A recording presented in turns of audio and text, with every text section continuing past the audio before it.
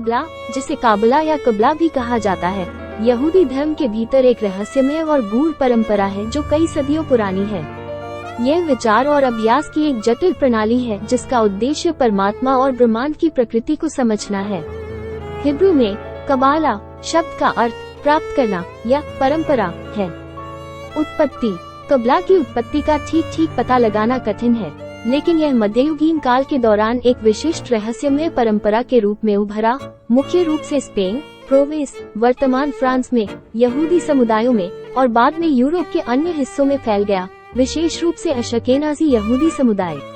ऐसा माना जाता है कि यह पहले की रहस्यमय और दार्शनिक परंपराओं से प्रभावित था, जिसमें यहूदी मरक्वाह रहस्यवाद, नियोप्लाटोनिज्म, ज्ञानवाद और ईसाई और इस्लामी रहस्यवाद के तत्व शामिल थे। प्रमुख अवधारणाएं और शिक्षाएं। 1. सेफिरोट। कबला में केंद्रीय अवधारणाओं में से एक जीवन का वृक्ष है, जो ईश्वर के दिव्य उत्सर्जन और गुणों का प्रतिनिधित्व करता है। जीवन के वृक्ष में 10 परस्पर जुड़े हुए गोले हैं जिन्हें सेफिरोट कहा जाता है, जिनमें से प्रत्येक ज्ञान, समझ, दया और शक्ति जैसे दिव्य गुणों के विभिन्न पहलुओं का प्रतिनिधित्व करता है। इन सेफिरोट को उन चैनलों के रूप में देखा जाता है जिनके माध्यम से दिव्य ऊर्जा प्रवाहित होती है। 2. ईन सोफ और सेफिरोटिक वर्ल्ड। कबला ईश्वर को ईन सोफ के रूप में वर्णित करता है, जिसका अर्थ है अनंत या बिना अंत के। सेफिरोटिक वर्ल्ड दिव्य उत्सर्जन और आध्यात्मिक शक्तियों के दायरे को संदर्भित करता है, जिसके माध्यम से ईन सोफ खुद को व्यक्त करता है। 3. तजिमिज्म। कबालिस्टिक ब्रह्मांड विज्ञान के अनुसार ब्रह्मांड के निर्माण से पहले भगवान ने सीमित दुनिया के अस्तित्व के लिए जगह बनाने के लिए खुद को तजिमिज्म नामक एक अधिनियम में वापस ले लिया या अनुबंधित किया। यह अवधारणा अनंत ईश्वर और एक सीमित ब्रह्मांड के सह अस्तित्व की अनुमति देती है। 4. पात्सुफिज्म और दिव्य व्यक्तित्व। कबला पात्सुफिज्म की अवधारणा का परिचय देता है, जो परमात्मा के विभिन्न विन्यासों या व्यक्तित्वों को संदर्भित करता है। ये विन्यास सृष्टि के साथ ईश्वर की बातचीत के विभिन्न पहलुओं का प्रतिनिधित्व करते हैं और आध्यात्मिक चेतना के विभिन्न स्तरों से जुड़े हैं। 5.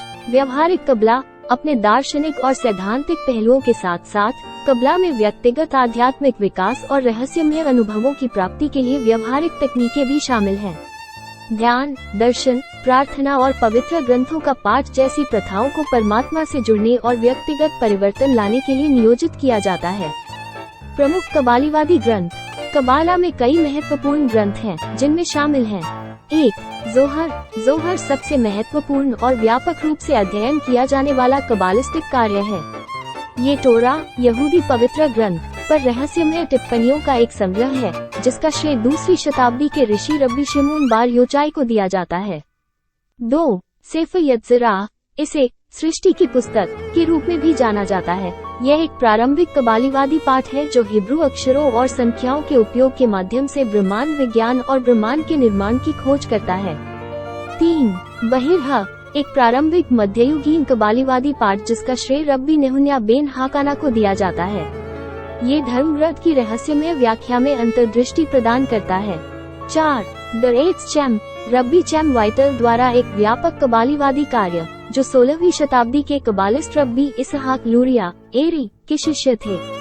यह अरी की शिक्षाओं का विस्तार करता है और कबालिस्टिक ध्यान और आध्यात्मिक विकास के लिए व्यवहारिक मार्गदर्शन प्रदान करता है।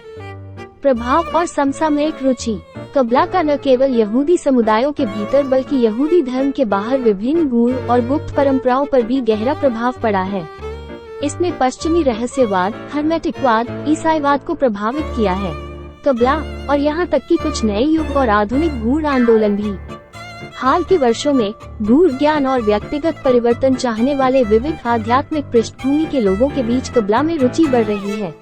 विभिन्न कबला केंद्र, अध्ययन समूह और शिक्षक इसकी शिक्षाओं और प्रथाओं की खोज में रुचि रखने वालों के लिए पाठ्यक्रम और सामग्री प्रदान करते हैं। ये ध्यान देने योग्य है कि कबला की जटिल और गूढ़ प्रकृति के कारण इसकी कई व्याख्याएं, विचारधाराएं और पहुंच के विभिन्न स्तर हैं। इसके सिद्धांतों और प्रथाओं की गहरी समझ के लिए अक्सर जानकार शिक्षकों से उचित अध्ययन और मार्गदर्शन की सिफारिश की जाती है।